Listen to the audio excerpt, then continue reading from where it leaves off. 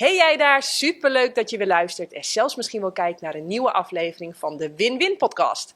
Vandaag zit ik hier met Paula van der Werf en ik verheug me echt ontzettend op dit gesprek. Paula die deed een dubbele BA in psychologie en onderwijskunde in Israël. Ze voltooide een master in Harvard, daar gaf ze later ook les. Ze heeft een master NLP. Ze is in staat om een familie of zelfs een organisatieopstelling te faciliteren. En ja, ik weet eigenlijk niet zo goed hoe ik dit nou ga zeggen. Maar op een gegeven moment ontdekte ze Psych-K. En dan klinkt al dat andere, dat klinkt heel interessant. Maar op het moment, en ik kan dan ook voor mezelf spreken, als je Psych-K ontdekt, dan vallen die andere dingen een beetje, hoe zeg ik dat nou netjes? In het niet misschien wel. Maar goed, daarover later meer. Vind je het werk wat ik maak gaaf, dan mag je het volop delen op je social media. Je mag ook naar jannekevandermeulen.nl gaan. Daar vind je de knop doneren. Doe je een bijdrage. Echt ontzettend gaaf. Heel erg bedankt.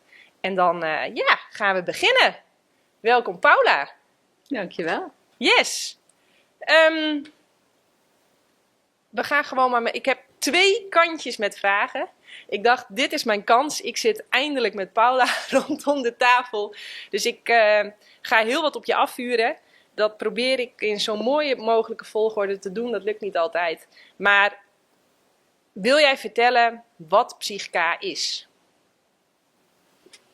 Psych-K is een verbluffend eenvoudige methode om onderbewuste overtuigingen te transformeren in ondersteunende overtuigingen. Dus, ken je dat stemmetje, je bent ergens mee bezig en dan heb je zo'n stemmetje lopen en die zegt, dit wordt toch niks, dit kan jij helemaal niet, hier ben jij te dom voor.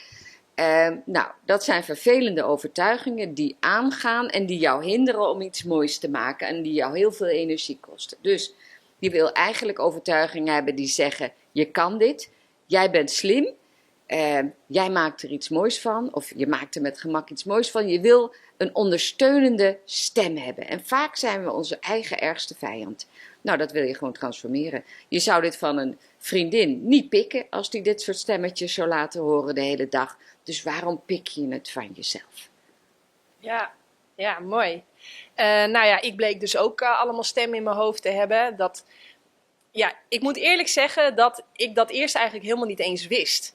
Ik had helemaal niet in de gaten dat er een stem was die tegen me aan zat te lullen. En ook nog eens op sommige momenten niet eens helpend was. Dat ik ontdekte dat pas later in mijn leven. Maar dat is 1. Ontdekken dat jij die stem niet bent, dat is 1. Maar vervolgens ben ik bij talloze psychologen en sportpsychologen geweest om die stem vervolgens te transformeren, wat dus niet lukte. Gelukkig ontmoette ik toen jou en ja, dat was wel een gekke ervaring, moet ik zeggen. Ik weet nog dat ik de eerste sessie bij jou moest ik 2 hersenhelften bij elkaar brengen. Nou ja, ik dacht ik heb al betaald en ik ben er nu toch, dus ik doe het maar. Maar ik vond het wel best wel een beetje gek. Maar het gevoel wat ik direct de volgende dag had, bijvoorbeeld op de ergometer, ja, dat zal ik nooit weer vergeten. Dus het was wel bijzonder. Maar goed, jij hebt al een paar begrippen over de tafel gegooid. Wat is eigenlijk een overtuiging? Wij zeggen dat een overtuiging een conclusie is gebaseerd op vroegere ervaringen. En dat kan een eigen ervaring zijn, of dat kan iets dat je aangereikt is door je omgeving, door je ouders. Maar het is een conclusie die je hebt gemaakt. En wij zeggen eigenlijk dat jij in je eerste 7 levensjaren je levensscript schrijft. En dat betekent dat jij je levensscript niet schrijft. Hè? Die wordt voor jou geschreven door jouw omgeving en alles. Maar dan hebben we ons filter al gezet. Dus al die overtuigingen die we hebben, die creëren een filter, die creëren een mindset. En door die mindset, door dat filter, kijken we vervolgens naar die wereld. Nou, als je mazzel hebt, heb je een geweldig filter geërfd. Waar je prachtige dingen mee gaat doen.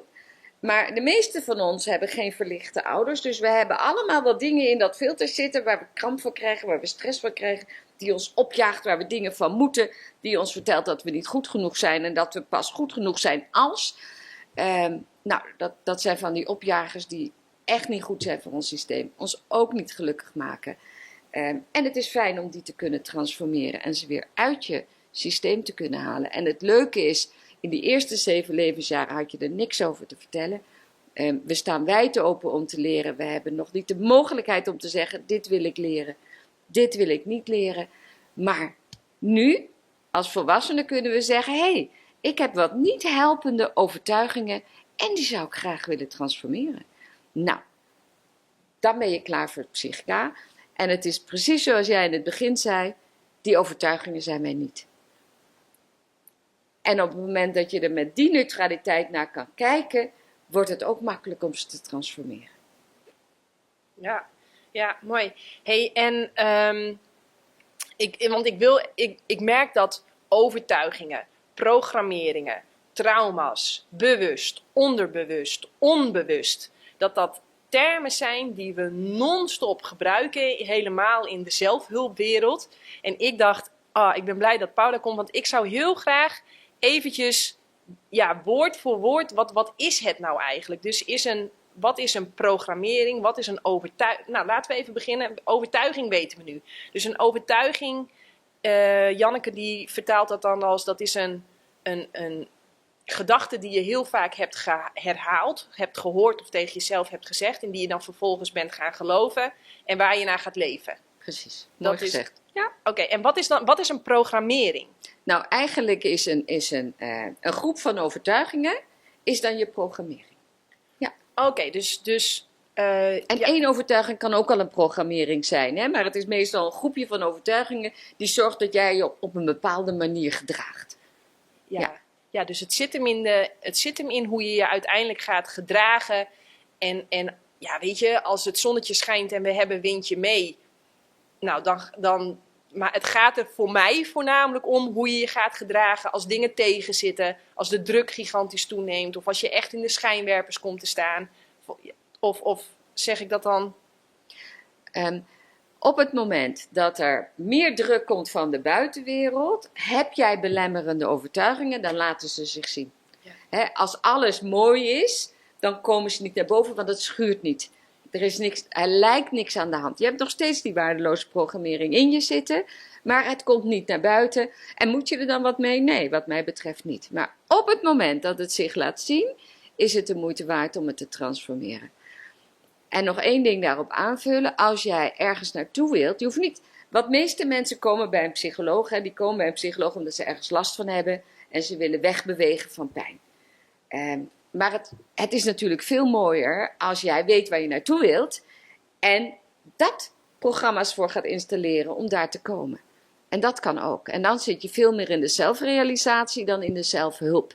En met Psychica kan je ook je zelfrealisatie realiseren. Ja, en dat is natuurlijk prachtig dat dat kan. Ja, wauw, want dat weet ik nog heel goed.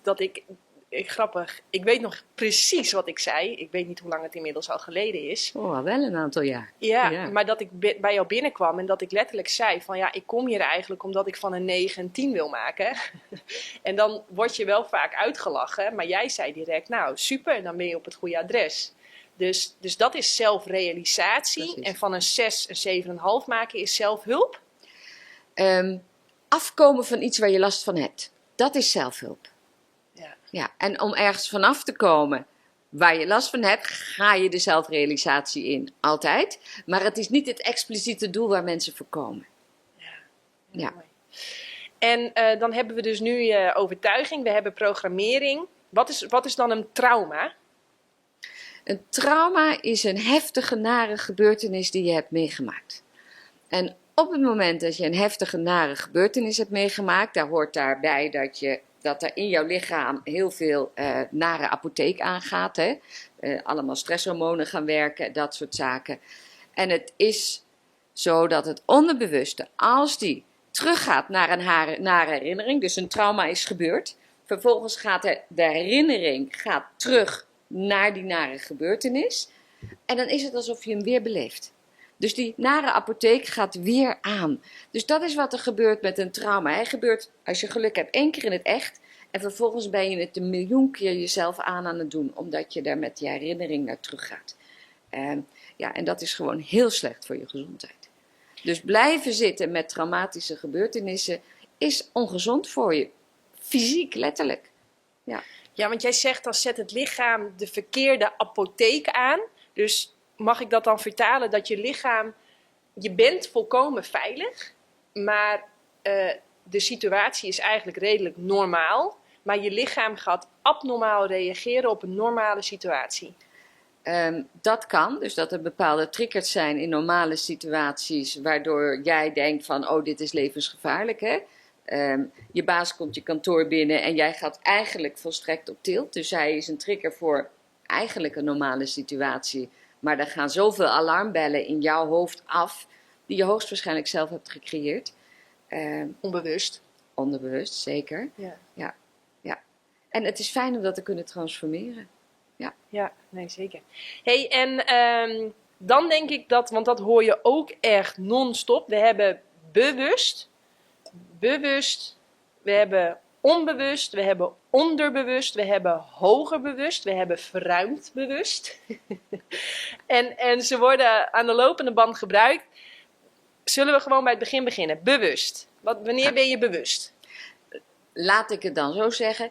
Bij iedere methode komen de eigen definities. Dus het is heel goed om precies te kijken, oké, hoe hebben zij het onderbewuste gedefinieerd? Hoe hebben zij het onbewuste gedefinieerd? In Psychica bijvoorbeeld maken we geen gebruik van het onbewuste. Ik geloof dat een van de eerste die over het onbewuste begon was Freud. En voor Freud zaten daar de doodsdriften en de levensdriften. Maar daar kon je per definitie niks aan veranderen. Die had je gewoon. Die zaten in je onbewuste, kon je eigenlijk niet bij. Het beste wat je kon doen is dat gaan sublimeren, daar het beste van maken, kopingsgedrag ontwikkelen. Dat is wat je daarmee deed. Nou, wij hebben dat begrip niet. Wij hebben het begrip onderbewuste. En per definitie, alles wat in je onderbewuste zit, dat kan je dus ook transformeren. Ook al heb je eigenlijk geen idee meer wat dat is. Wij zeggen in Psychica ook dat alles, al jouw ervaringen, al jouw waarden, al jouw gedachten worden allemaal opgeslagen in het onderbewuste. En het onderbewuste stuurt je lichaamsprocessen aan. Daar zitten al je gewoontes, die zijn vertaald naar het onderbewuste. En in principe is je onderbewuste je beste vriend. Het feit dat jij zo'n krachtige processor tot jouw beschikking hebt, is geweldig. Het probleem begint alleen als jij de verkeerde gewoonte hebt. Zodat jij dan opeens in gevecht gaat met jouw onderbewuste. En ik vind het, en op mijn boekje kan je dat ook zien, het onderbewuste is voor mij een olifant. Het is groot en krachtig en het is de bedoeling dat het je beste vriend is.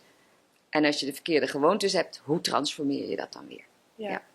Oké, dus dat is onderbewust. Dan hebben we nog het bewuste. Want daar begon je eigenlijk mee, met de bewuste geest. Dus in Psychica zeggen we dat de bewuste geest, dat is waar je vrije wil zit. Het is de bedoeling dat jij jouw resultaten evalueert. Dus dat je je doelen stelt met je bewuste geest en je resultaten evalueert. Heel veel mensen laten hun doelen en resultaten bepalen vanuit hun onderbewuste, vanuit hun olifant. Maar eigenlijk is dat niet de bedoeling. Maar het onderbewuste is een hele kleine laag. Het onderbewuste is 1 miljoen keer krachtiger dan de bewuste geest. En de bewuste geest is eigenlijk voor richting. Welke richting wil jij nou uit? En dan is het zaak dat jij je onderbewuste zodanig programmeert dat hij je daarbij gaat ondersteunen. En wanneer krijgen wij nou een gevoel van we hebben betekenis, van passie, ons leven heeft zin? Als we ons leven in afstemming brengen met het hogere bewustzijn. Dus in zekere zin willen we ons met ons bewuste geest afstemmen op ons hogere bewustzijn. En dan met onze bewuste geest ons onderbewustzijn transformeren, zodat die ons gaat ondersteunen, ons in de richting van onze gewenste doelen te brengen.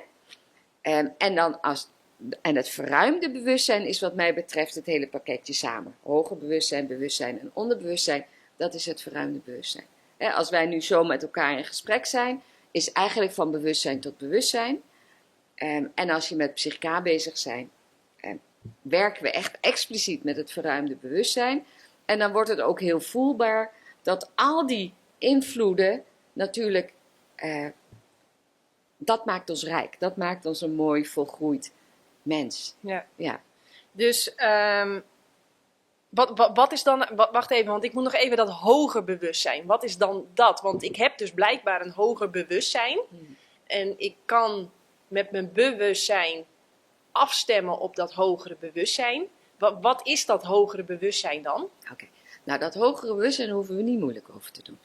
Dat hogere bewustzijn heb je wel eens zo dat er iets invalt. Dat je denkt van oké, dat ga ik doen. En zolang het liefdevol is, dat is het hogere bewustzijn. Het hogere bewustzijn heeft als altijd, er valt ons een idee in, een woord in. En dat ga je wel of niet volgen.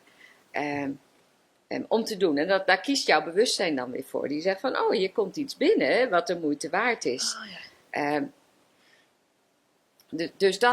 Dus het is je intuïtie, maar het zijn wel je eerste invallen. Want anders wordt het snel linker hersenhelft geknutsel. Iets wat je gaat construeren in plaats van dat het echt afstemming is met. En voor ons het hogere bewustzijn, ja, definieer het zoals je wilt. Maar het is in ieder geval datgene dat weet heeft van jouw hogere doelen. En jou adviseert in het licht van jouw hogere bestemming, jouw hogere doelen. Dus het is datgene van jou, het is niet iets niet van jou, het is iets van jou dat meekijkt in onze 3D-werkelijkheid op dit moment. In Psychica geloven we ook, we komen ergens vandaan en we gaan dan een 3D-werkelijkheid in. We worden geboren, we gaan een 3D-werkelijkheid in, faseverandering. En als we doodgaan, gaan we weer ergens naartoe. Dus in feite, wij zijn spirituele wezens met een menselijke ervaring. Dat is zoals wij in het leven staan. Dus geboren worden is leuk, maar doodgaan is ook prima. Weet je, we moeten daar niet zo vreselijk moeilijk en spastisch over doen. Zoals we daar op dit moment, naar mijn mening, wel over doen. Ja. Oh, dus dat... Ik liep bij psychologen, ik liep bij sportpsychologen en ik had zoiets van, oké, ik heb nu die stem in mijn kop, maar ik ben hem niet de baas. Hij is de baas over mij. Precies. En toen het boek van Bruce Lipton, Psychica. Toen een magazine, Psychica. Toen kwam het de hele tijd, werd het aan me gepresenteerd en toen dacht ik, nu is dat... Ja, ik zeg dan, het universum is mij iets aan het vertellen. Oké, nu moet ik actie ondernemen. Dus intoetsen, zoeken, kan ik dat in Nederland doen? Ja, jij was toen de enige. Afspraak gemaakt. En is dat een voorbeeld, een praktijkvoorbeeld? Ja, en het mooie is, luister je naar of luister je er niet naar? Dus ik geloof dat onze buitenwereld een volledige spiegel is van onze binnenwereld. En dat het altijd een boodschap voor ons heeft. Dus hier heb jij de boodschappen met betrekking tot Psychica. Dus ik zie het zo. Je hebt het universum, heb je de gedachtevibratie gestuurd. Zo van, oké, ik wil dit waar ik nu last van heb, dat wil ik oplossen. Op welke wijze kan ik dit oplossen? Vervolgens word jij op verschillende manieren, zoals je net beschrijft, Psychica gepresenteerd. Nou, jouw bewuste geest denkt, laat ik dat maar eens proberen. Dus dat is mooi. Op dat moment heb je je afgestemd. Het kan natuurlijk zijn dat je je had vergist en zegt van, nou, hier heb ik niks aan. Ook oké. Nog steeds niks verloren. Ja, dus dit is het proces en mensen doen er vaak, het is niet groots en mislepend. Het is namelijk heel gemakkelijk, maar ernaar luisteren is voor mensen soms wel heel moeilijk. Vooral als toen ze jong waren hebben geleerd, ach wel nee joh, dat is onzin, doe niet zo gek. Dan hebben ze zich leren afsluiten voor hun eigen invallen eigenlijk. Ja, oké, dus als je wordt opgevoed met toeval bestaat niet, of wat wordt er dan tegen je gezegd? Wat zijn dingen die je dan meekrijgt? Ja, ik denk dat dat voor iedereen anders is. In mijn familie mocht het er wel zijn. Dus daar hadden we geen moeite mee. Het hogere mocht er in die zin zijn. Alleen niet de God met de lange witte baard. Die mocht er dan weer niet zijn. Dat vond mijn vader onzin. Dus het instituut kerk had hij dan weer minder mee. Maar het grotere mocht er absoluut zijn. Ja, wat zouden ze zo kunnen zeggen? Ja, ik zit ook te denken van...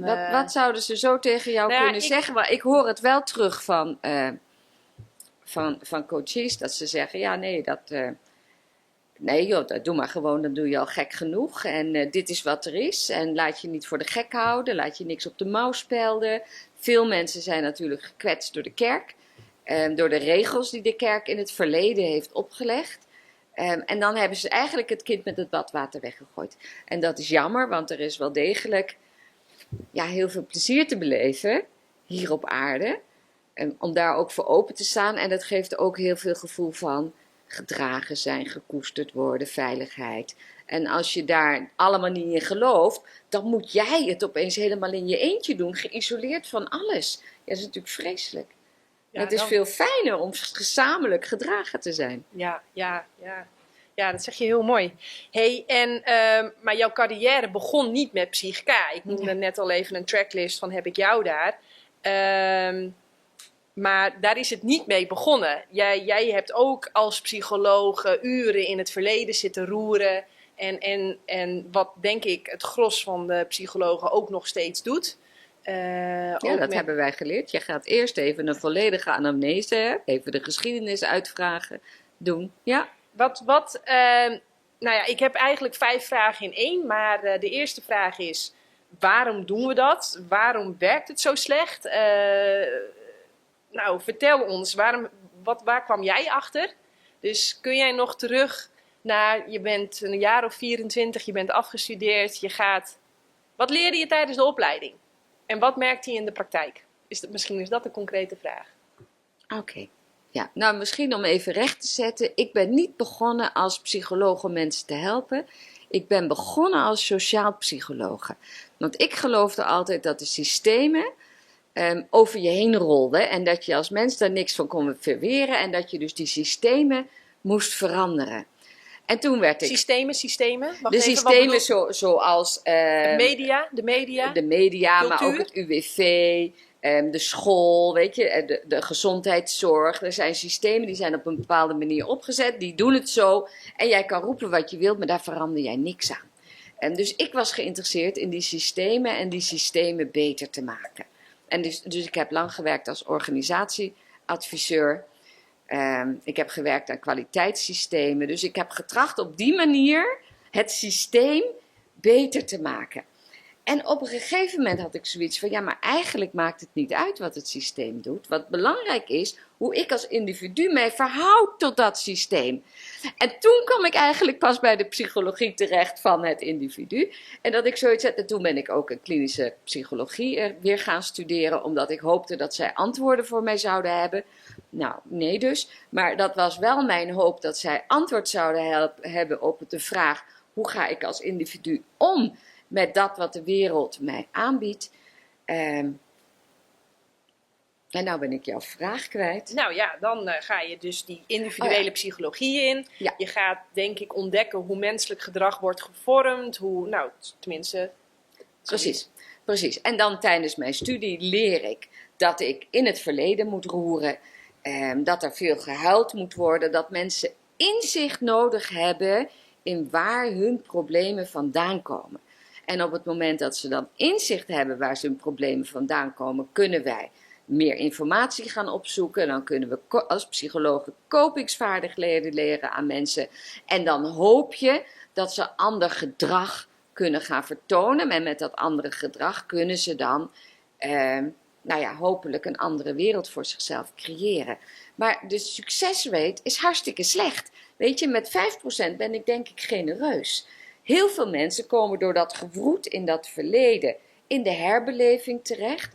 Daar worden ze ongelukkig van. Ze zetten de verkeerde apotheek in zichzelf aan en ze lossen niks op. Nu denk ik dus dat met wat ik deed, wel naar eer en geweten, want ik dacht echt dat ik het goede aan het doen was. Ja, ik was verkeerd bezig. Wat maakte jou wakker? Ja, en heel concreet, wat maakte mij wakker was eigenlijk, ik had een cliënte en ik werkte als psycholoog arbeid en gezondheid. Dus ik kreeg veel mensen uit uit de werkende wereld, waar de werkgever ook betaalde. En ik had de cliënte en zij had een hele duidelijke hulpvraag. Echt type ideale cliënten ook nog. En dus meewerkend, reflecterend, geweldig, deed haar huiswerk. Dat vinden wij als psychologen dan geweldige cliënten. Wat is zo iemand zijn vraag? En haar vraag was, hoe hoger ik op de carrière-ladder klim, hoe banger ik ben om door de mand te vallen. Oh ja, imposter syndrome. Precies. Dus een hele duidelijke hulpvraag. Daar hebben we dan 7 keer 90 minuten aan gewerkt. Aan deze hulpvraag. En op de laatste sessie, want mijn sessies zijn 90 minuten. En de laatste sessie zegt ze, Paula, ik ben nog steeds bang om door de mand te vallen. Nou, op dat moment had ik het gevoel dat ik door de man voel. Wat ben ik nu waard als psycholoog? Waarom denk ik dat ik andere mensen kan helpen? Ik heb gefaald, ik kan beter wat anders gaan doen. Nou, dat hele riedeltje. En toen zat ik 's avonds aan de lijn met een Zweedse vriendin en ik klaagde mijn nood bij haar. En zij zei, Bruce Lipton zegt, psychica werkt. Nou, jij refereerde ook al aan het boek van Bruce Lipton, De Biologie van de Overtuiging. Ik had dat boek gelezen, een prachtig boek. Dus ik was heel nieuwsgierig. Ik zei, nou, wat is psychica dan? Ja, dat wist ze niet. Toen ging ik googlen, wat is psychica? En toen stond er iets heel onwaarschijnlijks, wat ik nu zelf ook verkondig, dat je in 5 minuten een diepgewortelde overtuiging zou kunnen transformeren in een ondersteunende overtuiging. Nou, typisch broodje aan verhaal, dat kan natuurlijk niet. Maar toen dacht ik, ja, maar Bruce Lipton zegt het ook. Dan zal het toch wel waar zijn. Of in ieder geval iets ervan zal. Dit is overdreven, maar iets daarvan zal dan toch wel waar zijn. En toen, op kracht van de aanbeveling van Bruce Lipton, ben ik naar de basisworkshop gegaan. En toen In Amerika? Nee, Oh. in Nederland. Er was In iemand Nederland? anders in Nederland die het toen deed. Die doet het niet meer, maar toen wel. Dus in Amerika heb ik mezelf laten certificeren tot instructeur. Maar mijn basisworkshop heb ik in Nederland gedaan. En na de eerste workshopdag begreep ik dat wij psychologen het gewoon niet begrepen hadden. We hebben het gewoon niet begrepen. Gedachteverandering voltrekt zich op een volstrekt andere manier dan wij denken. Vertel eens. En een van de geheimen naar mijn mening is dat we de kracht, de vibratieniveau van de oplossing nodig hebben om de lagere vibrerende gedachten te kunnen transformeren. Dus dat is één van de dingen. Ja, dat is sorry, ik val je in de reden, dus hou je verhaal vast. Maar dat zit hem er simpel in als ik met mensen 1 op 1 aan het werk ben en ze willen dit niet en ze willen dat niet en ze willen zus niet en ze willen zo niet, dat ik dan echt altijd maar 1 ding kan doen. Wat wil je wel? Wat wil je wel? Wat wil je wel is de wondervraag? Precies. In psychica is dat de wondervraag. Dan gaan we naar mensen toe, oké, en wat wil je dan wel? En dat gaan ze je dan vertellen. Maar meestal ook nog niet eens gelijk. Hè? Dan gaan ze eerst weer herhalen wat ze niet willen. En dan herhaal ik dat nog een keer om duidelijk te laten weten. Ja, heb ik gehoord, jij wil dit niet. Maar het gaat er nu om, wat wil je wel? En dan komt er schoorvoetend, gaan mensen weer. Want mensen zijn zo bang om te dromen. Hè? Want stel je voor dat het weer niet lukt. Maar nu, met psychica, heb je een tool om die nare stemmetjes te transformeren. En dan wordt het makkelijker om precies te gaan krijgen. Precies te gaan ervaren wat jij graag wil. Moet je nog steeds werk voor verrichten, hè? Want in psychica zeggen we ook dat je je actiestappen moet zetten. Want anders, wat je met een balans doet, is je energetische potentieel rechtzetten. En door het doen van je actiestappen, die jij graag wilt zetten, ga je verandering creëren in je buitenwereld. Dus het is niet zen op de bank en we laten het naar ons toestromen. Nee, het is je energetische potentieel krachtig maken en vervolgens je stappen gaan doen. En die wil je ook doen als jij het leven ziet als een speeltuin. Weet je, je wil in de Efteling verschillende dingen gaan doen. Je wil niet in een hoekje zielig gaan lopen doen. Nee, daar is de Efteling niet voor bedoeld en daar is het leven ook niet voor bedoeld. Nee, dus die overtuigingen die bepalen eigenlijk door welke bril jij naar de wereld kijkt. Precies. En wat jullie doen is de bril oppoetsen en op een fijne ondersteunende manier dat je met een fijne bril naar de wereld kijkt. Ja. Hey, maar wat heeft Bruce Lipton nog meer voor jou betekend? Bruce Lipton heeft het boek geschreven, De Biologie van de Overtuiging. Dus wat hij voor mij heeft betekend, is dat ik naar psychica gegaan ben. Hè. En psychica is van Rob Williams. Hij heeft psychica eigenlijk als een download ontvangen. Ja. En hij heeft het vervolgens in de wereld gezet. En hij gelooft dat het een oude techniek is die opnieuw in een modern jasje nu in de wereld is gekomen. En hij heeft het zijn levenstaak gemaakt om dat in de wereld te verspreiden. En wat Bruce Lipton heeft gedaan, Bruce Liptons boek De Biologie van de Overtuiging, was er nooit gekomen zonder psychica. Want hij heeft aan zijn belemmerende overtuiging kunnen werken met psychica. En daardoor heeft hij eigenlijk heel vlot en gemakkelijk een heel geweldig boek kunnen schrijven. En omdat Bruce Lipton zo'n grote following heeft, is hij de meest geweldige promotor van psychica. Heel veel mensen komen naar psychica omdat Bruce Lipton zegt dat het geweldig is. En daar ben ik zelf natuurlijk een voorbeeld van. Ja. Ik kom ook bij Psychica omdat hij zei dat het geweldig was. Maar uiteindelijk is het Rob Williams die de methode opnieuw in de wereld heeft gezet. Ja. Ben jij nog door Rob Williams zelf opgeleid? Ja. Jij hebt hem ontmoet? Ja, zeker. Bruce Lipton ook, allebei. Ja. Ja, Rob Williams heeft mij gecertificeerd en ik was de laatste lichting die door hem werd gecertificeerd. En daar ben ik wel heel trots op. Dus ik ben heel blij door de master himself gecertificeerd te zijn voor de basisworkshop. Ja. Hey, nu heeft er vaker hier iemand aan tafel gezeten die letterlijk zegt van...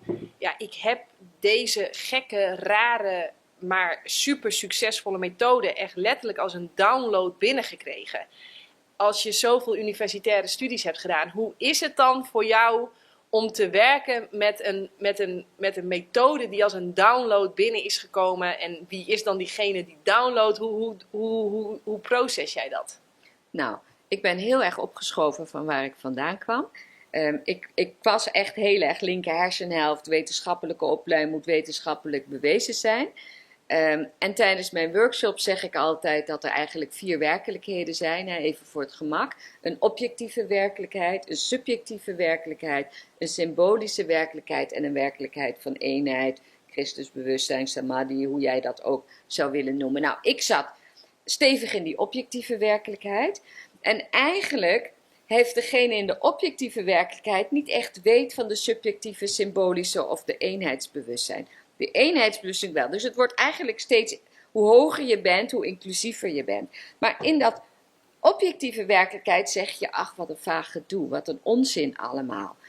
Dus ik ben echt heel ver opgeschoven. Nou wist ik niet, want Rob Williams zegt over Psychica, het is applied spirituality. Het is toegepaste spiritualiteit. En dat is het ook. Want met elke balans, zo noemen wij de oefeningen van Psychica, gooi je eigenlijk de steentjes uit het vat van jezelf, als ik het zo mag noemen, die ervoor zorgt dat jouw licht niet schijnt. Ja. En dit gaat over spirituele ontwikkeling, want we zijn pure liefde. Maar dat is bedekt. We denken dat we afgescheiden zijn. Dit is allemaal afdekking. Dit gooi je eruit.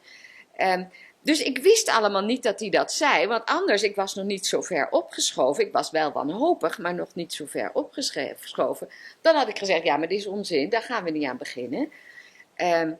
Dus nadat ik had ontdekt hoe geweldig Psychica was en dat gedachtenverandering op een hele andere manier werkt, kwam ik eigenlijk, poef, in de subjectieve werkelijkheid terecht. En die is veel groter dan de objectieve werkelijkheid. En die is veel mooier en veel rijker. Dus ik won een hele wereld erbij. En dat was natuurlijk fantastisch dat kon. En toen kreeg ik ook nog een symbolische werkelijkheid bij. Dat mijn buitenwereld mij dingen vertelt. Die mij kunnen helpen in mijn binnenwereld. En met mijn spirituele ontwikkeling. Ja, dat is denk ik het grootste cadeau. Ja. En ik zou ook wel eventjes dan kort willen inzoomen op deze 4 werkelijkheden. Ga ik het gewoon maar weer in Janneke taal doen. Dus de objectieve werkelijkheid is alles wat we kunnen meten. Ja.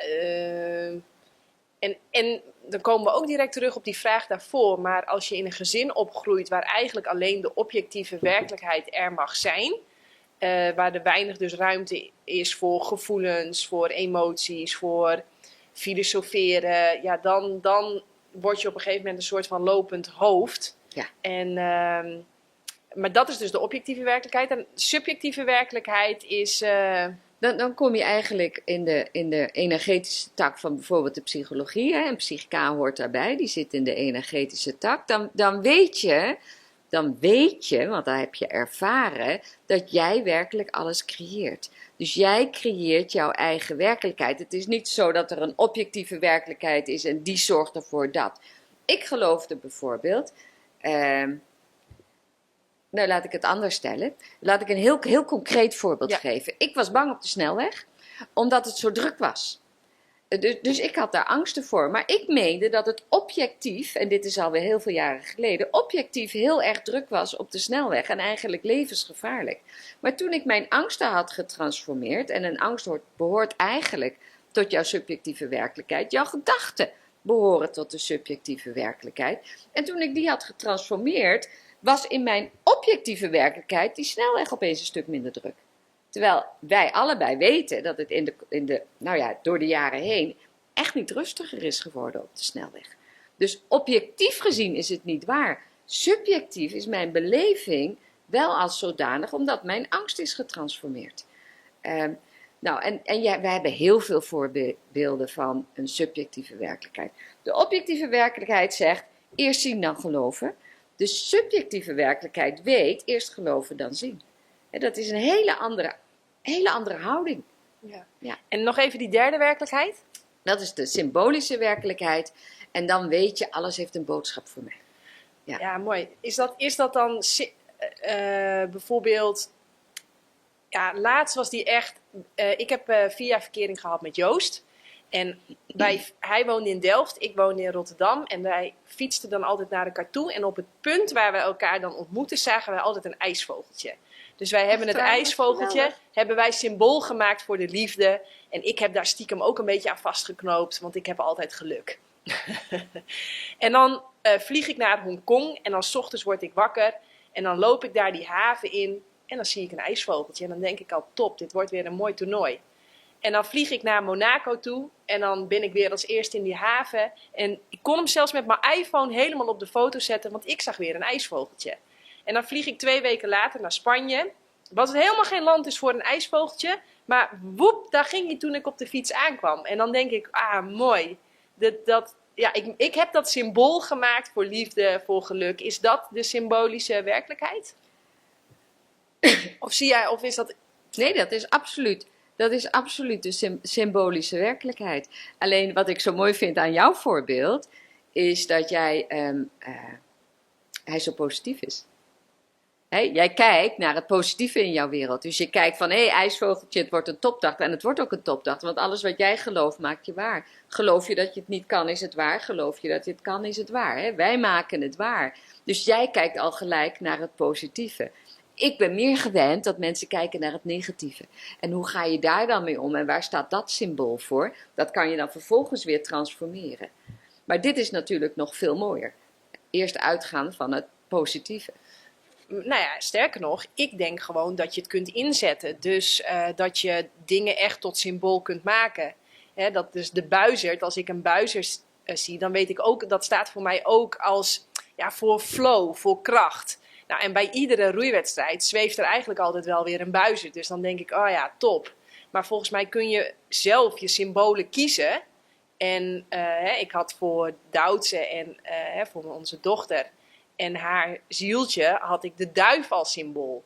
En iedere keer dus als ik dan een duif zag, dan dacht ik, wat leuk, ze is er weer. Maar volgens mij kun je dat zelf kiezen en zelf bekrachtigen. Ja, jij geeft betekenis aan jouw wereld. Ja, zo is het. En dan komen we in de spirituele werkelijkheid. Wat is dat dan? Ja, daar ben ik niet. Dus iedereen zijn ontwikkelingspad, zeg maar. Ik begin net een beetje die symbolische werkelijkheid te verkennen. Dus in die subjectieve voel ik me nu helemaal stevig en geaard. Dus in die symbolische werkelijkheid dat alles een symbool is en dat het een boodschap voor me heeft en dat ik daarmee in interactie sta. Dat begin ik te verkennen. Hoe verken je dat dan? Door mij er bewust van te zijn. Moet ik dan denken aan... ik ga nog maar een persoonlijk voorbeeldje geven. Maar ik heb het idee, en ik heb er zelfs een numeroloog voor ingeschakeld, maar ik krijg de hele tijd 11111. En dus ik was aan het wandelen en dan dan heb ik mijn eerste ronde. En dan is mijn eerste ronde in 11:11 gelopen met hartslag 111.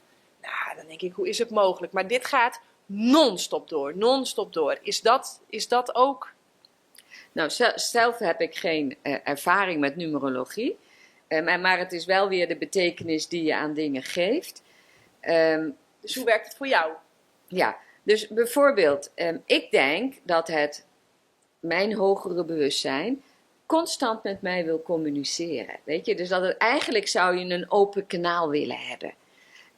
Maar ik heb in ieder geval geen open kanaal. Ik geloof namelijk dat als je verlicht bent, je wel een open kanaal hebt. Maar ik heb geen open kanaal. Dus met mij wordt toch wat indirecter gecommuniceerd. Tijdens balansen wordt er gecommuniceerd met mijn hogere bewustzijn, omdat dat onderdeel is van ons balansproces. Dus dan. Maar ook bijvoorbeeld, ik heb bijvoorbeeld in mijn onderbewuste als symbool genomen. Als ik onhandig ga doen, wil mijn hogere bewustzijn mij wat vertellen. In principe ben ik niet onhandig. Dus als ik iets laat vallen of dat, dan is dat symbool voor iets anders, voor iets groters. Tijd om de boodschap op te pakken. En dan hebben we in Psychica een heel protocol wat je daarbij kan helpen. Maar je kan ook gewoon kijken, hé, wat valt me nu in? En dat is ook een manier om te communiceren met het hogere bewustzijn. En ik heb steeds meer geleerd om dat gewoon te volgen. Valt het me in? Oh, dan gaan we dat gewoon doen. Ja. Ja, dus de symbolen zijn ook, stel je voor dat ik merk van, ik kom altijd super makkelijk uit mijn woorden. Ik heb, dat. Als ik in een situatie kom waar dat niet zo is, ja, dan bel ik direct met jou of met je zus Erna. Want dan weet ik, oké, er is wat. Dat is dus ook dat derde level. Precies, de symbolische werking. Je weet, dit staat symbool voor iets. Dit vertelt me iets. Ja. En in principe, alle ziektes vertellen je iets. Dan zijn ze wel veel te stevig ingedaald, hè? Want je wil ze eigenlijk... Ik geloof dat er eerst op het energetische niveau plaatsvinden. En je wil ze op het energetische niveau oplossen, want dat is zoveel makkelijker. Maar op het moment dat ze ingedaald zijn... Maar ze hebben wel allemaal een boodschap voor je. Zij komen jou wat vertellen in jouw leven. En ik geloof, hoe naar die ziekte ook is... dat de wens is om jou iets liefdevols te vertellen. Maar we kloppen eerst zachtjes op de deur. En als er dan niet wordt geluisterd, dan gaat er een steen door de ruit. En als er dan niet wordt geluisterd, nou zo, weet je. Dus het wordt erger en erger. Dus het is zaak dat we de lichtst mogelijke boodschappen optikken. Zodat we het nooit erg hoeven te laten worden. En dat kunnen wij. Door ons open te stellen, door daarmee te oefenen, door daarmee te werken. Maar dat betekent dus eigenlijk dat je... En ik denk dat dat niet heel Nederlands is. Maar als het iets ook maar een beetje schuurt, om daar dus wel werk van te maken. Ja, dus ik word voor mezelf... Kijk, iemand gaat niet naar een psycholoog voor iets lichts, hè, dus dat snap ik. Maar ik heb de tools zelf tot mijn beschikking, dus ik kan voor mezelf gelijk aan de slag. Op het moment dat ik de lichtste signalen krijg, er is iets aan de hand, dan ga ik het transformeren. Ja. Ja, laatst zat ik op een workshop, misschien een leuk concreet voorbeeld. En daar zat ook een orthomoleculair arts. En iemand had net, en we doen op de derde dag, doen we stress transformeren. En dan zei iemand, oh, ze is zo bang voor naalden. Ze had echt een aversie voor naalden. Nou, je kan je helemaal voorstellen hoe dat in iemands geschiedenis is gebeurd. Dus die had een aversie voor naalden en hij had de naald meegenomen. Zodat we dat gelijk konden testen, gelijk konden transformeren. Nou, ik ben dan degene die dat begeleidt. Dus we hadden daar een demonstratiesessie voor de groep voor. En we deden dat en daarna was zij helemaal oké met die naald. Dus keken naar, ze zei, nou ja, het is gewoon een ding. Niks, geen reden om een stress in je lichaam aan te zetten. Maar ik merkte in mezelf een huppeltje. En dat merkte ik, blijkbaar heb ik ook een stressvolle reactie op een naald. Nou, vanuit mijn persoonlijke geschiedenis kon ik me dat ook weer voorstellen. Maar als ik niet naar dat huppeltje had geluisterd, zij had het heel ernstig, ik had alleen een huppeltje. Als ik niet naar dat huppeltje had geluisterd, had ik de stress er niet van getransformeerd. En ik geloof dat het fijn is om alle stress te transformeren in je lijf. Ja. Schiet mij ineens te binnen dat wij de eerste 3 van de 4 werkelijkheden wel hebben besproken. Maar dat ik jou in de rede viel bij die 4e werkelijkheid, die spirituele werkelijkheid. Waarvan jij zei, ja, daar ben ik nog niet. Maar ik neem, wat weet jij daar wel over? Nou ja, daar zijn boeken vol over geschreven. Dus iedereen neemt het boek die hij daar het allerleukst in vindt. Wat vond jij het leukste boek? Wat vond ik het leukste boek? Ja, ik vond er best wel heel veel leuk. Dus die kan ik niet. Ik heb niet zo een boek paraat om te zeggen, oh, dit was het boek dat ik daar het allerleukst in vind. Maar wat ik wel weet van wat ik daaruit van die verschillende boeken gedestilleerd is, het hogere gaat over liefde. Het hogere gaat niet over jij moet dit doen, jij moet dat doen. Dat interesseert het hogere geen zak. Ga plezier hebben, ga je pad lopen, ga passie hebben, ga betekenis geven. Zorg, creëer win-win situaties in de wereld. Dan ben je er. En of jij dat doet door een heerlijk broodje voor iemand te maken. Of dat jij dat doet door win-win podcast te maken en mooie boeken te schrijven. Het groot of klein maakt niet uit. Het gaat met de intentie, het gaat met de aandacht, het gaat over de liefde waarmee je het doet. Nou, volgens mij is dat aligned met het hogere. En wat er verder nog meer is, ja, ik weet het niet. Ik ben er wel heel nieuwsgierig naar en ik denk dat er voor mij nog heel veel meer te halen valt. Ja. Heb ik jou net ook al het woord horen zeggen? Kopingsmechanismen, copingstrategieën. Dat is ook echt een woord wat je non-stop hoort. Wat zijn dat eigenlijk en hoe herken je dat bij jezelf? Nou, dus kopingsmechanismen, er zijn twee dingen. Er zijn kopingsmechanismen en overlevingsstrategieën. En die lijken vaak op elkaar. Dus een als ik het woord kopingsmechanisme gebruik, dan is het iets wat jij bewust doet om een stressvol iets te transformeren. Dus stel je voor, je bent heel erg agressief, dan is een kopingsmechanisme, ik ga heel erg hardlopen. Maar dat is een bewust mechanisme dat jij inzet om van die agressie af te komen. Tot 10 tellen. Bewust even tot 10 tellen. Bewust even tot 10 tellen is een kopingsmechanisme. Waar jij misschien op doelt is een overlevingsstrategie. En een overlevingsstrategie is, eigenlijk ten diepste voel ik dat ik er niet mag zijn. Dat ik niet de moeite waard ben, dat ik niet goed ben zoals ik ben. Maar om nu toch waarde te creëren in de wereld. Dus ik mag er niet onvoorwaardelijk zijn, maar ik mag er onvoorwaardelijk zijn. Dan ga ik overlevingsstrategieën creëren. Dus wat is een mogelijke overlevingsstrategie? Ik mag er zijn als ik heel aardig ben voor de andere persoon. Ik mag er zijn als ik een sterke schouder bied aan de ander. Ik mag er zijn als ik heel rijk ben. Ik mag er zijn als ik heel succesvol ben. En het jammere ervan is, dan worden die mensen hopelijk heel erg succesvol en heel rijk.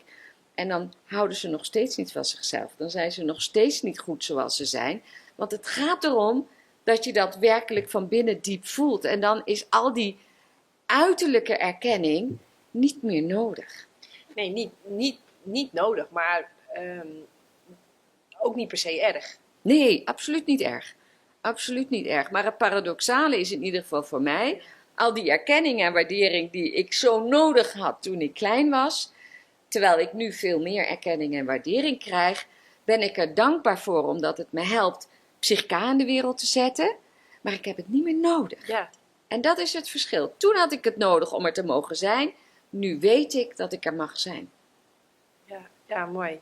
Ja, ik heb dat zelf ook heel erg ervaren. En de grap is dus, en dat zei jij net ook al, dat eerst denk je dat je dat alle, ja, nou ja, precies wat jij zegt. Maar dat zegt Eckhart Tolle ook altijd. Zodra je met iedere cel in je lijf eigenlijk jezelf goedkeurt, komt het ineens allemaal naar je toe. Dat is de grap. Je wordt veel minder hebberig en toch krijg je het. Dat is ja. Ja, het is een grote paradox in het leven. En daarom is het, het is ook een beetje een grote grap. Maar als we zo het leven leven, is dat toch helemaal prima. Ja.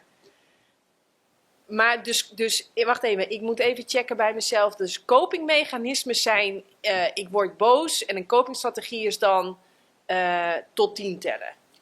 Maar een copingstrategie, wat zijn nog meer copingstrategieën? Want even tot 10 tellen, ja, oké. Sporten is er een, gaan mediteren, mindfulness doen. En sporten is geweldig, mediteren is geweldig, mindfulness doen, dat is allemaal geweldig. Maar als je het doet als kopingsvaardigheid, is het niet zo... Voor wat? Voor bijvoorbeeld het feit dat je verdrietig bent. Of dat je agressie voelt. Dat je het nodig hebt. Of dat je het nodig hebt om iets anders te transformeren waar je van af wilt. En het is nog veel fijner om eerst met psychica die dingen waar je van af wilt te transformeren. En dan te gaan mediteren. Dan mindfulness te gaan doen. Dan te gaan sporten. Want dan doe je dat op een hele andere manier. Het heeft een hele andere kwaliteit. Maar hoe check je dan bij jezelf van, ja, ik ben nu aan het mediteren. Ja, ik ga nu eventjes, ik ga even filosoferen. Maar volgens mij als je aan het mediteren bent als middel om een doel te bereiken, dan mediteer je dus niet om het mediteren, maar dan mediteer je eigenlijk omdat je zegt, zoals ik me nu voel, ja, dat is niet goed genoeg. Of zoals ik nu ben, dat is niet goed genoeg. Dus je gaat het als middel gebruiken. En dan vlucht je eigenlijk? Buiten jezelf, in iets buiten jezelf. Je vlucht in het externe. En in dit geval is het interne, maar naar het hogere. Dus dat zijn mensen die niet geaard zijn, die het leven op aarde niet leuk vinden, die dat op het kussentje geweldig doen en daar ook in hogere sferen komen. Hè? Maar het is niet een geaarde spiritualiteit, het is een vluchtspiritualiteit. En dat heeft een andere kwaliteit. En dat is eigenlijk jammer. Ja, maar ik wil nog even inzoomen op hoe herken je copings? Hoe zou ik bij mezelf copingstrategieën kunnen ontdekken? Waar herken je dat aan? En hoe krijg je daar de pinknagel achter? Want dat is eigenlijk... Okay. En nu denk ik, nou wil ik weer een ander woord gebruiken als je het goed vindt. Dus jij hebt het nu over copingstrategieën. En ik noem dit, dus coping is iets wat je doet om jouw stressprogramma te transformeren. En de stressprogramma's zijn dingen als ik ga me ergeren. Ik krijg een kort lontje, ik ga tegen mensen schreeuwen, of ik ga heel erg snoepen, of ik krijg hoofdpijn en buikpijn. Dat zijn je stressvolle programma's. Dus op het moment dat jij dus hoofdpijn snoepen, krijgt... snaaien, suipen, scrollen, Precies. kortaf worden, Ja. of helemaal terugtrekken, gewoon iemand doodzwijgen. Ja, dat zijn stressvolle programma's en dat zijn je signalen dat het tijd wordt om je balansen te doen. En om je stress te transformeren. Jij bent in stress gegaan en jij hebt een trigger gehad, wat het dan ook is. Er is een trigger geweest, je bent je gaan ergeren. Maar eigenlijk omdat jouw buitenwereld een spiegel is van jezelf, die symbolische werkelijkheid, vertelt dat ergeren jou niet zozeer iets over die ander. Dat ergeren vertelt jou iets over jezelf. En dat kan je weer transformeren. En je zal zien, de volgende keer in die situatie erger je je niet meer. Nee, dus als jij bij jezelf merkt, ik ben niet meer in vrede, dan is er werk aan de winkel. Precies. Okay. Mooi? Ja? Er blijken 80 mensen op de wachtrij te staan bij een psycholoog. Hoe kijk jij daarnaar? 80.000 mensen. Of 80.000 mensen. Ja, dus gewoon... Maanden. Ik ken iemand persoonlijk, komt binnenkort in de podcast. Die heeft iets traumatisch meegemaakt. Die heeft 4 maanden op de wachtlijst gestaan voordat ze een intake had. Nou, in die intake gaat er flink geroerd worden. Gaat nog steeds niks opgelost worden. Van Psychica weet ik denk dat wij 1 minuut hebben gepraat. Toen gingen we al aan het werk. Je had helemaal geen interesse in mijn verhalen en in al mijn drama en bla bla bla. Wel interesse, maar dat dient jou niet. Dus daar gingen wij niet lang bij stilstaan. Nee, precies. Ja. Hoe kijk jij daarnaar? Ja. Weet je, ik weet dat er al heel veel facilitatoren, zo noemen wij de begeleiders in Psychica, zijn die dolgraag mensen zouden willen begeleiden. En ik weet hoe effectief Psychica is vergeleken met het reguliere circuit. En ik heb wel mensen gehad in begeleiding en die kwamen bij mij met Psychica, dus die kwamen voor Psychica, niet voor wat anders, dus met Psychica, die op de wachtlijst stonden om opgenomen te worden, op de wachtlijst bij anderen. Maar ja, ze hadden nu acuut iets, dus er moest nu iets gebeuren. En vervolgens was die hele opname niet meer nodig. Die ging niet meer door. En dat vind ik natuurlijk heerlijk. Dan denk ik, ja, zo is het. Het is gewoon heel gemakkelijk om angsten te transformeren. Maar je transformeert ze niet door erin te roeren. Nee, sterker nog. Ik begeleid nu iemand. En hij heeft ook nog een traject bij een GGZ-psycholoog. En nou, dat is natuurlijk prima. Maar waar ik dan lichtelijk mijn twijfels bij heb, is omdat hij dan zegt van, daar kan ik even zo lekker praten. En kijk, mensen geloven niet tot nauwelijks wat een vreemde ze vertelt. Ze geloven een klein beetje wat een autoriteit of iemand die ze kennen vertelt, maar ze geloven vooral wat ze zichzelf vertellen. En ik denk, als jij over en over again je eigen verhaal gaat vertellen, dan ga je het alleen nog maar meer geloven. En wat ik vaak merk als mensen een verhaal vertellen, dan kan ik het altijd samenvatten tot de zin van, ja, de ander is slecht en jij bent dus heel goed. Kijk naar mij en kijk hoe goed ik ben en hou dus ook van mij. Dus dan denk ik wel eens, maken we hier de boel eigenlijk niet meer mee kwaad dan dat we er goed mee doen met al dat praten. Hoe kijk jij daarnaar? Absoluut. Alles wat je aandacht geeft groeit. Dus ga jij jouw belemmerende verhalen herhalen en herhalen, dan geef jij dat aandacht en dan groeit dat dus. En de mensen zijn heel erg bezig om in de wereld neer te zetten hoe slecht die wereld is, zodat zij er goed uitspringen, omdat ze ten diepste geloven dat ze niet oké zijn. En dat stukje ten diepste geloven dat je niet oké, dat wordt weer weerspiegeld in die buitenwereld. En dat is natuurlijk hartstikke jammer. En het enige wat nodig is het in jezelf transformeren. Ja, dus ik vind het jammer, die wachtlijsten. Ik denk dat Psychica heel veel kan betekenen voor die wereld. Want ik zie het elke dag gebeuren. Ik zie in mijn workshops, ik zie tijdens mijn sessies elke dag wonderen gebeuren. En voordat ik Psychica deed, gebeurden er geen wonderen. Mensen nemen nu afscheid van mij met tranen in hun ogen. En ze vragen of ze me mogen omhelzen. Omdat ze zo blij zijn met het nieuwe potentieel dat ze krijgen. Dat had ik daarvoor niet. En het paradoxale is, daarvoor werkte ik heel hard. Ik deed echt heel erg mijn best, want ja, ik moest het weten. Tegenwoordig doe ik naar eer en geweten het facilitatieproces. Maar ik weet dat ik niks transformeer. Mijn partner transformeert. En het is aan mijn partner om dat transformatieproces te doen. En mijn partner is mijn coachie. En wat blijkt, die kan dat gewoon. Ja, heerlijk. Dus de client owns the problem, but also the solution. Jij hoeft eigenlijk alleen maar achterover te leunen. En ja, zo is dat. Ja, heerlijk. Ja. Heerlijk. Wat zijn dan de grenzen van Psychica? Ik zou het niet weten. Je zou het niet weten? Er zijn geen grenzen. Wat bedoel jij met grenzen? Waar denk jij aan met grenzen?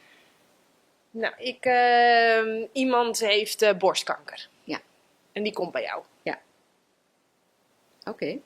En die gaat misschien wel dood aan borstkanker. Dat zou kunnen. Dus met Psychica is er nooit een garantie op resultaten. Maar wat je wel kan doen, is de stress die zo'n heel traject aan iemand geeft, helpen transformeren. Als mensen verwachtingen hebben dat als ze ervoor kiezen voor een chemotraject, dat ze daar heel ziek en naar van zullen worden, dan kan je die overtuigingen transformeren. Wat er zal gebeuren is iets wat we zien. Maar daar stress over hebben, nare verwachtingen, nare overtuigingen, die kan je allemaal transformeren. Ja. Maar je leert vanuit die psychosomatiek, leer je soms ook dat klachten en kanker op bepaalde plekken, dat een stressinslag, een conflictinslag is geweest. En dat linkerborst vertelt altijd dit, en rechterborst vertelt altijd dat. Dat zal ongetwijfeld cultuurafhankelijk zijn, ik weet dat niet. Maar kijk jij daar ook naar? Nee. In Psychica kijken we altijd naar iemands persoonlijke geschiedenis. En er is niet zo dat wij een lijst hebben die zegt van oké, als je je linkerborst hebt zijn dit, als je hoofdpijn hebt. Het zijn natuurlijk best leuke boeken. En je mag het als inspiratie gebruiken als het bij je resoneert om doelovertuigingen te creëren. Maar niet als waarheid. Want weer, in de subjectieve werkelijkheid is er geen waarheid. Er is jouw subjectieve waarheid.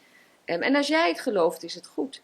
En je hebt wel, ik had een podcast zitten kijken van die meneer die het over congruentie had. Ik ben zijn naam vergeten, maar dat vond ik heel erg mooi.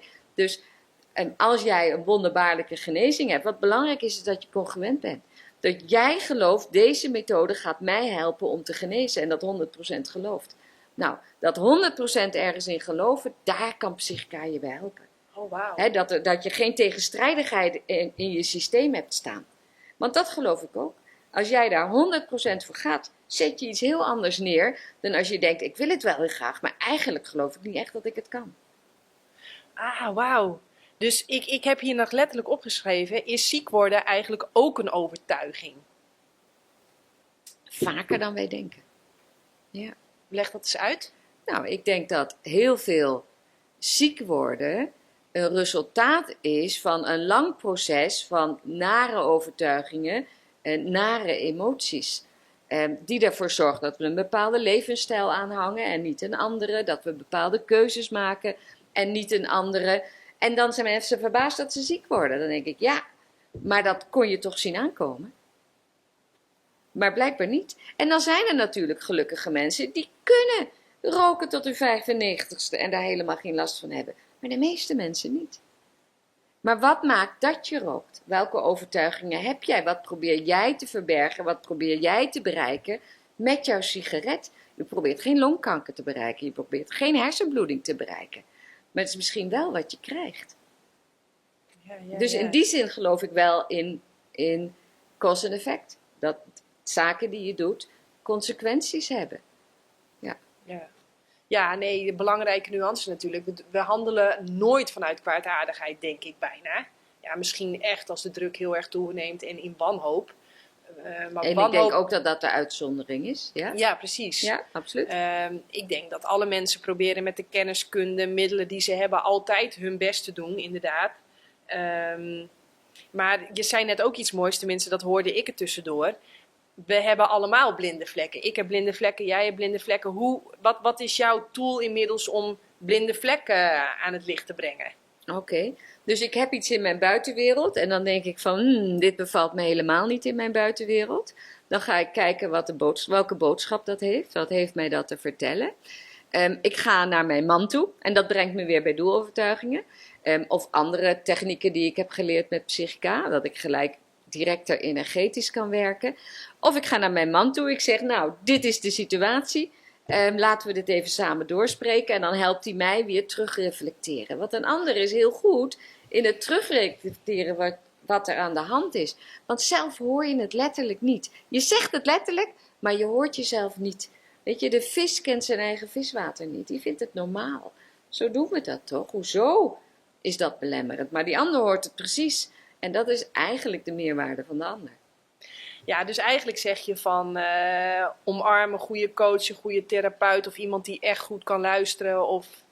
Nou ja, eigenlijk zeg ik, de mensen die heel dicht bij jou staan, kennen jou goed.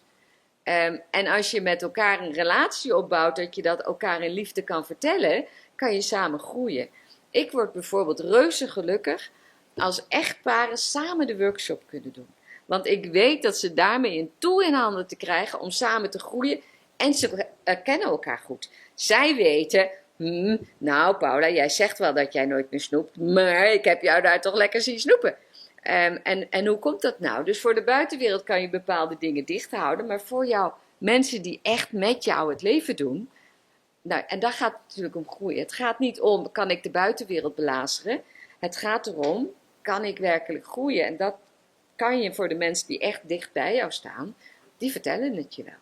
Als je ervoor open staat, dan zijn niet bang voor je hoeven te zijn. Ja. Ja, mooi. Hey, ik heb hier nog opgeschreven, wat zie jij als de meest gemaakte fout wat veel ellende veroorzaakt in het leven van mensen? Wat zie jij nou als een klassieke fout? Of... Geloven dat je dit echt bent. Ja. Ja, nee, zo ben ik nou eenmaal. Nee, daar is niks aan te doen. Die machteloosheid, daar is niks aan te doen. Zo ben ik nou eenmaal. Ik zit mijn tijd wel uit. En dan denk ik, wauw. En dat doen mensen niet op alle gebieden, hè, maar ik zou het op geen enkel gebied willen doen. Gewoon op geen enkel gebied in je leven. Nee. Want we zijn niet onze gedachten, we zijn niet onze emoties. En laatst had iemand in mijn workshop de prachtige vraag, maar als wij dat allemaal niet zijn, wat zijn we dan wel? En toen zat ze zo naar mij te kijken van, nou ga jij daar maar antwoord op geven? Ik zeg, ja, daar kan ik natuurlijk geen antwoord op geven. Maar weet dat je niet je belemmerende overtuigingen bent. Je bent niet je belemmerende emoties. Nou ja, wat je bent is degene die dat kan observeren. Jij bent die waarnemer. En wat is dat dan? Nou, ja, wat is dat dan? Ja, dat. Dat, ja. Precies. Ja. Ja, mooi. Wat heeft deze reis bijvoorbeeld ook voor invloed gehad op jouw dieet?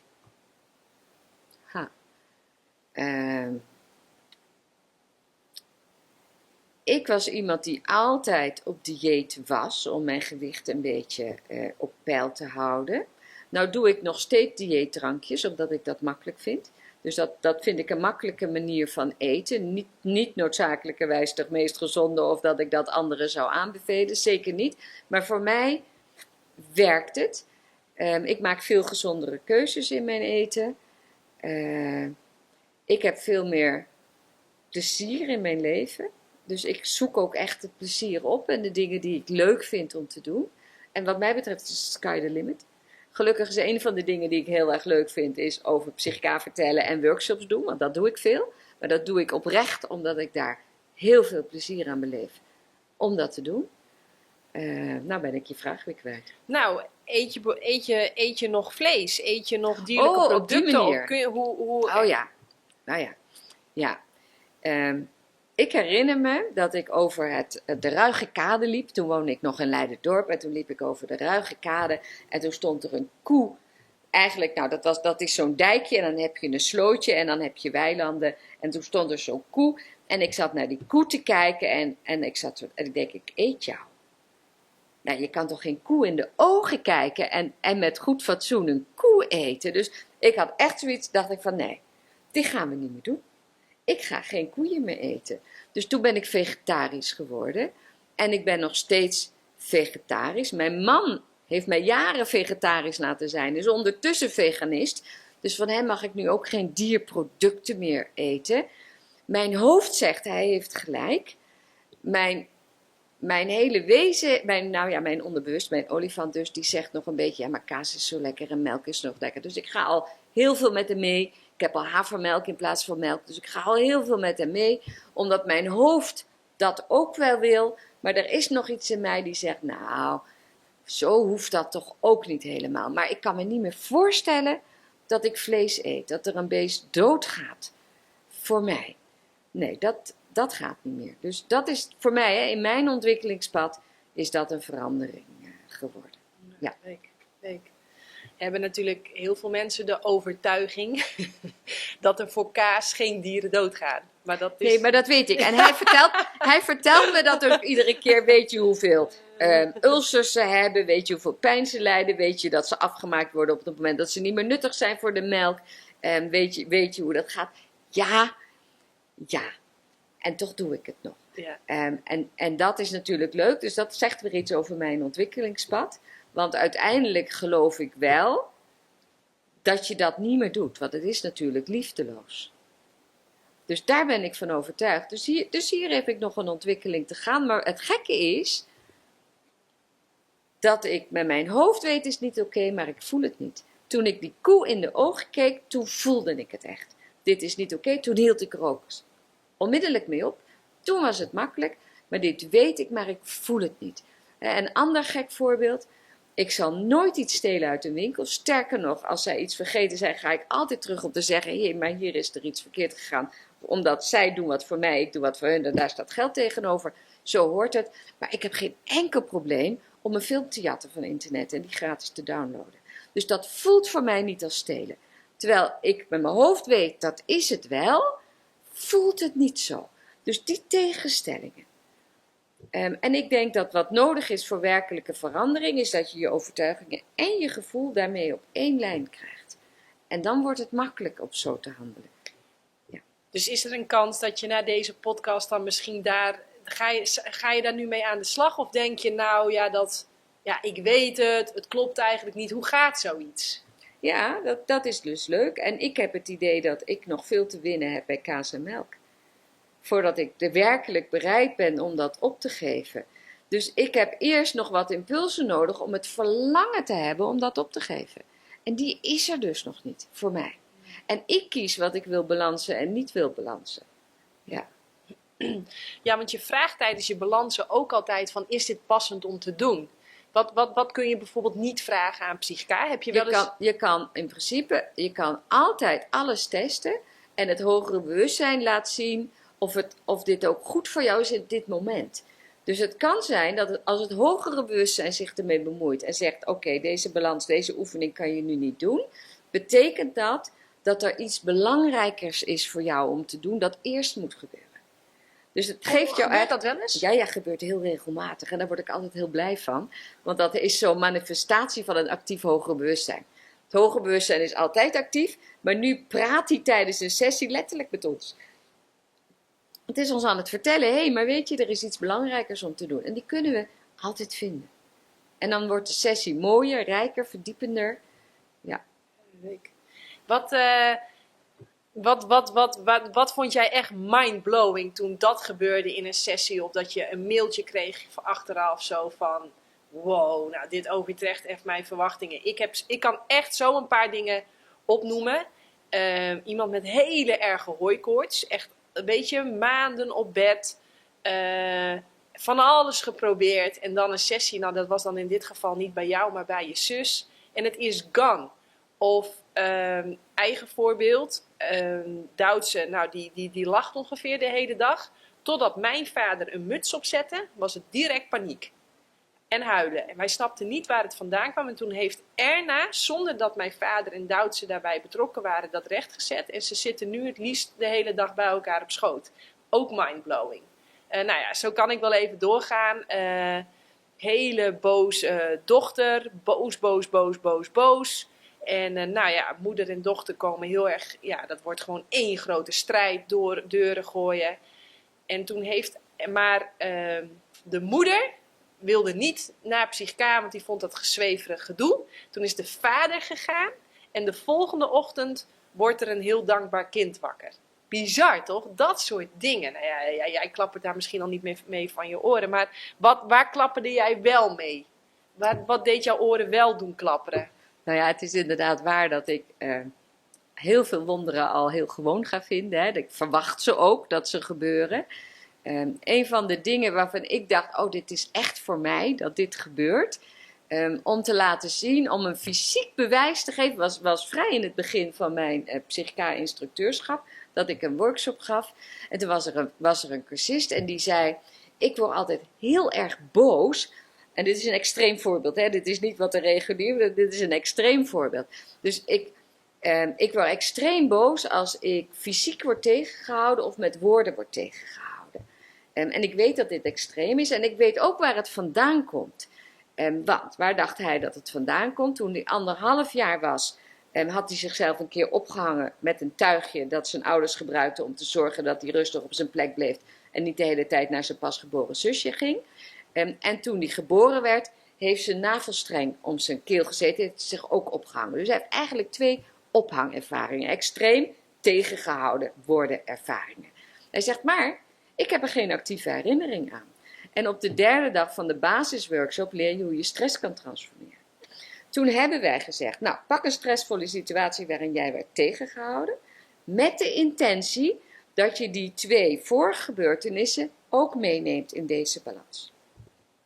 Hij zat in de hele breinhouding, hij zat in die hele breinhouding.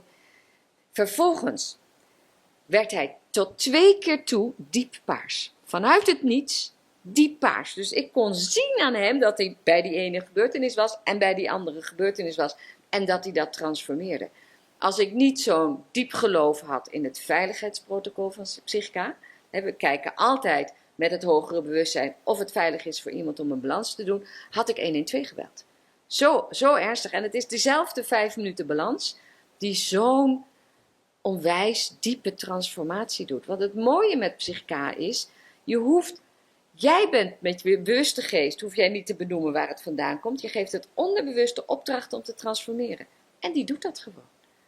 Nou, dat was voor mij dat fysieke bewijs, zie je wel, het gebeurt echt. Want soms, je ziet er niks aan in iemand. Iemand doet de transformatie, je ziet er niks aan. En opeens zijn er veranderingen, wauw. Maar om dat ook die zichtbare bevestiging te krijgen, ja, daar had ik zelf wel erg veel plezier in. En ik vertelde dat tegen mijn dochter. En mijn dochter zei, nou, dit zou ik dus gewoon niet geloven als ik niet wist dat jij het vertelde. Ja, en zo is het natuurlijk. Ja. Mooi. Mooi. Wil je nog wat zeggen, delen, Paula? Nou, ik zou willen delen dat ik het heel fijn vind dat ik hier mag zijn. En heel dankbaar ben dat ik hier over psychica mag vertellen. Ik weet dat jij het al jaren gebruikt samen met mijn zus. Ja, fijn. Heel fijn. Ja, nou ja, je weet niet half hoe dankbaar ik ben iedere dag dat ons pad ons heeft gekruist. Om de simpele reden dat, jij hebt het vaak over die kolibrie en die olifant. Ik leg het ook altijd zo uit. Maar heel veel coaches, en met alle respect, blijven wel op het niveau van de kolibrie. Het is heel veel lullen, nog meer goede ideeën, nog meer kennis. Ja. Terwijl kennis is vaak echt het probleem niet. We weten wel wat we willen, we weten wel hoe het echt zou moeten, maar het lukt ons niet. En dat is zo frustrerend. Maar met psychica ja, kunnen we dat transformeren? Ja, dat maakt mijn werk natuurlijk ook een stuk leuker. Dus nee, ja, heel blij mee. Ga ik hem afronden. Oké. Heel erg bedankt. Jij ook heel erg bedankt voor het kijken. Vind je dit gaaf? Deel het dan volop op je social media. Je mag ook naar jannekevandermeulen.nl gaan en dan zoeken naar de knop doneren en zo een financiële bijdrage doen. En dan, ja, tot de volgende keer. Doei! Zou je eigenlijk wel meer plantaardig willen eten, maar heb je geen idee hoe je dat op een gezonde, verantwoorde manier voor jezelf en je gezin doet? Lees dan het boek De Eiwitleugen. Mijn naam is Janneke van der Meulen en in 2018 en 2022 werd ik wereldkampioen kustroeien. In 2021 werd ik na een energieke zwangerschap en soepele bevalling moeder van onze dochter. Alles op een dieet van fruit en planten. Kijk, je kunt nog zoveel diploma's hebben, geluk, talent, connecties, geld. Maar energie is uiteindelijk wat het verschil maakt voor resultaat. In het boek De Eiwitleugen deel ik daarom alleen maar de allerbeste wetenschap voor optimale gezondheid, fysiek en mentaal. Dus bestel het boek nu via jannekevandermeulen.nl.